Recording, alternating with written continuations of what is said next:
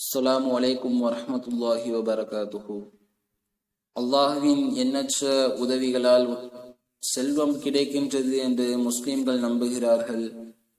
இஸ்லாமிய மதத்தில் செல்வத்தை பெறுவது மிகவும் முக்கியத்துவம் வாய்ந்தது. ஹலாலான வருவாயை தேடுவது ஒவ்வொரு முஸ்லிமுக்கும் கட்டாயமாகும் என்று நபிகள் நாயகம் ஸல்லல்லாஹு அலைஹி வஸல்லம் அவர்கள் கூறினார்கள். கடின உழைப்பு மற்றும் பாடுபடுவதன் மூலம் இறைவன் வழங்கிய வாழ்வை அடைய இஸ்லாம் தீவிரமாக பரிந்துரைக்கிறது.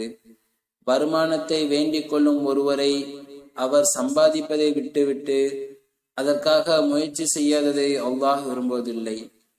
அல்லாஹ் தன் திருமறை குர்ஆனில் கூறும் பொழுது, நிச்சயமாக அவன் முயற்சியின் பலன் பின் அவனுக்கு காண்பிக்கப்படும், அதற்கு நிரப்பமான கூலியாக அவன் கூலி வழங்கப்படுவான். அல் குர்ஆன் 53வது அத்தியாயம் 41வது வசனம்.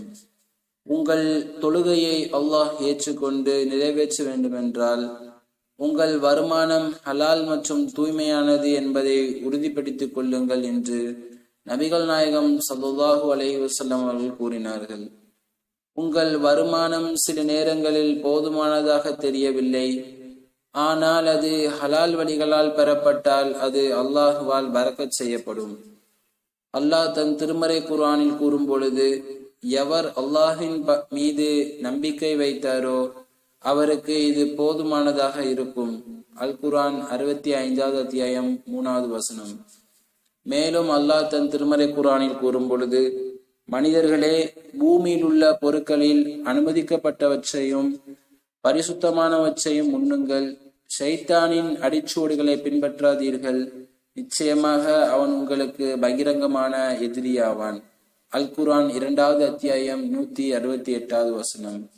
இந்த வசனத்தின் அடிப்படையில் ஹலாலான முறையில் சம்பாதிப்பது, அதனை உட்கொள்வது, ஹராமான விஷயங்களை தவிர்ப்பது ஆகியவை இஸ்லாமிய வாழ்க்கை முறையின் அடிப்படை கொள்கையாகும்.